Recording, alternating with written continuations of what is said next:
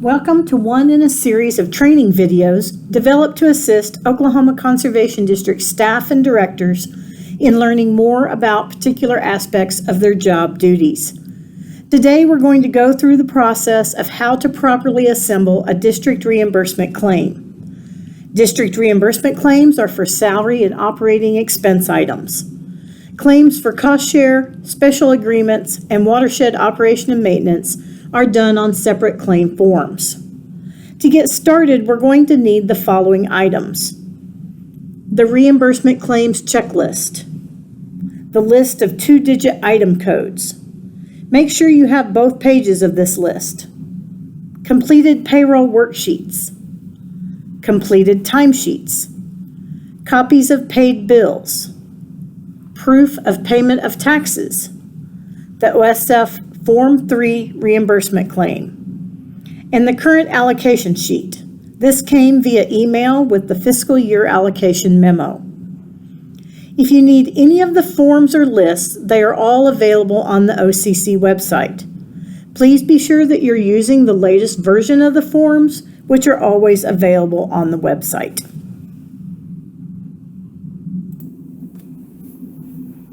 Once you have these items gathered, it's time to complete the OSF Form 3. Download the form from the website.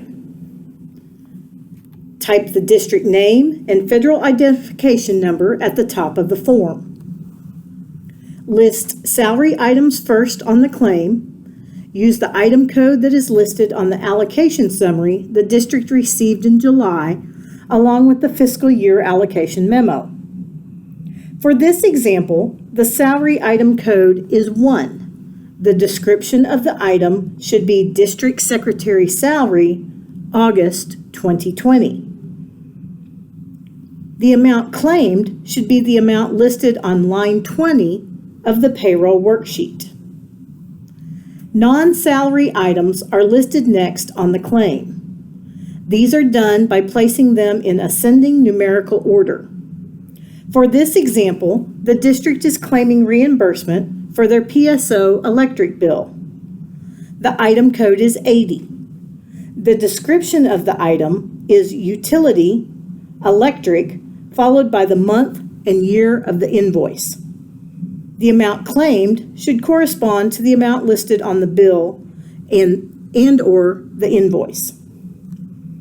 The final item being claimed in our example is copier rental. The item code is 86. The description of the item is copier rental payments. The amount claimed should correspond to the amount listed on the bill or the invoice. Once all items have been listed on the reimbursement claim, add up the total amount to be claimed. The latest version of the OSF Form 3 should auto-calculate your items for you, but it's always good practice to verify the amount is correct.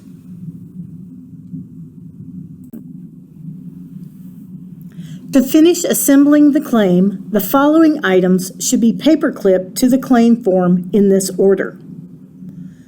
First, the original payroll worksheets. Make sure these are signed in blue ink. Next, the original completed timesheets. Make sure the timesheet is fully completed, including task descriptions and leave summary information, and signed in blue ink.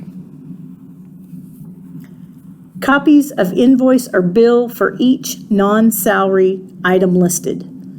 Be sure and notate on each invoice or bill the item code number, the word OK, the check number, date, and your initials.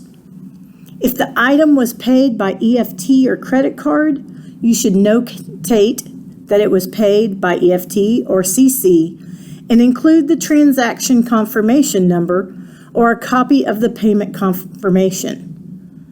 However, the payment confirmation cannot take the place of the copy of the invoice or bill. The final piece to the reimbursement claim is a copy of the proof of payment of federal taxes. The payment date must coincide with the payroll month being reimbursed. Only the 941 payment proof is required. We do not need the state withholding proof. The reimbursement claim must be approved for submission by the district board. Once it's approved, the chair should sign the claim in the presence of a notary. Be sure all signatures are in blue ink and that the notary information is complete and the notary seal is affixed. Once that is done, make a copy for your records. The claim should be mailed to the commission immediately following the board meeting. This will ensure that the district receives their funds in a timely manner. Let's take a moment to talk about the two-digit item codes. Item codes 1 through 12 are personnel codes. Be sure and use the code that is listed on your allocation summary for the salary being claimed. Item codes 20 through 92 go against the district's operating expense allocation. The amount allocated for the fiscal year can be found on the allocation summary. If you are claiming multiple items against one item code, such as office supplies, list the item code once on the front of the claim and put the total amount of all invoices as the claim amount. Remember to notate the item code on each invoice. Item codes 86 through 95 have a separate allocation and have no effect on operating expenses.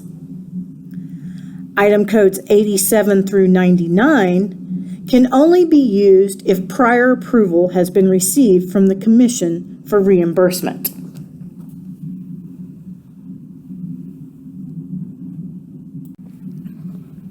To complete this tutorial on claims submission, a few final reminders.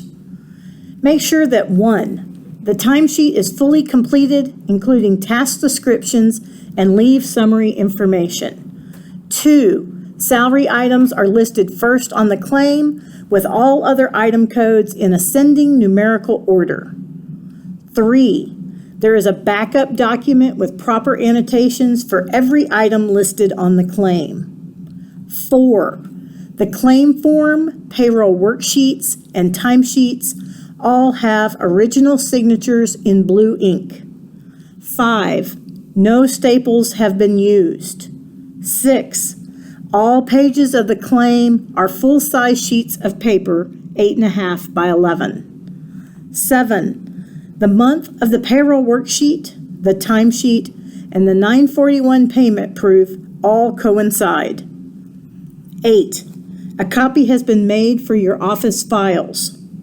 9. Your allocation register has been updated to reflect the submitted claim amounts.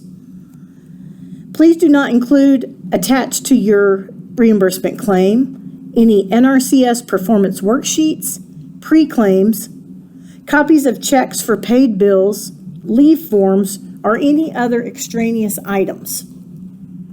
We hope that you found this video to be informative and helpful.